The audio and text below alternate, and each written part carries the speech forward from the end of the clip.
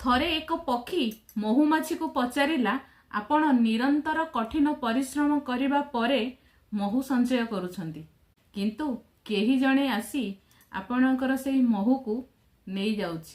ଅର୍ଥାତ୍ ଆପଣଙ୍କର ଏତେ ଦିନର କଠିନ ପରିଶ୍ରମ ଆଉ ସମୟ ଦେଇ ଆପଣ ଯେଉଁ ମହୁ ପ୍ରସ୍ତୁତ କରୁଛନ୍ତି ତାହାକୁ ଆପଣ ଉପଭୋଗ କରିପାରୁନାହାନ୍ତି। ଆପଣଙ୍କୁ ଦୁଃଖ ହୁଏନି?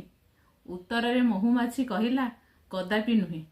କାହିଁକି ନା ପର ଉପକାରରେ ଯେଉଁ ଆନନ୍ଦ ମିଳେ ସେଇଟା ମୁଁ ହିଁ ଅନୁଭବ କରିଛି। ପରର ସେବା କଲେ ଯେଉଁ ସ୍ୱର୍ଗ ସୁଖ ମିଳେ ସେଇଟା ମୁଁ ହିଁ ଜାଣିଛି। ପ୍ରସ୍ତୁତ କରୁଥିବା ମହୁକୁ ସିନା କେହି ନେଇଯାଆନ୍ତି, କିନ୍ତୁ ଭଗବାନ ଯେଉଁ କଳା ମୋତେ ଦେଇଛନ୍ତି ମହୁ ପ୍ରସ୍ତୁତ କରିବାର ଆଉ ତାକୁ ସଞ୍ଚୟ କରିବାର, ସେ କଳା ମୋ ପାଖରୁ କେହି କେବେ ନେଇପାରିବେନି। ମୁଁ କହିବା ଅର୍ଥ, ଭଗବାନ ସମସ୍ତଙ୍କ ପାଖରେ କିଛି ନା କିଛି କଳା ଦେଇଛନ୍ତି। ସେ କଳା କୌଶଳକୁ ଆମକୁ ଚିହ୍ନିବା ଦରକାର। ତାକୁ ଜାଣି ଆମେ ଯଦି ଏ ଦେଶ ପାଇଁ, ଏ ଜାତି ପାଇଁ କିଛି ଉପକାର କରିପାରୁଛେ ବା କିଛି ସେବା କରିପାରୁଛେ, ତେବେ ଆମର ମଣିଷ ଜନ୍ମ ବି ସାର୍ଥକ ହୋଇପାରିବ। ରହୁଛି। ଜୟ ଜଗନ୍ନାଥ।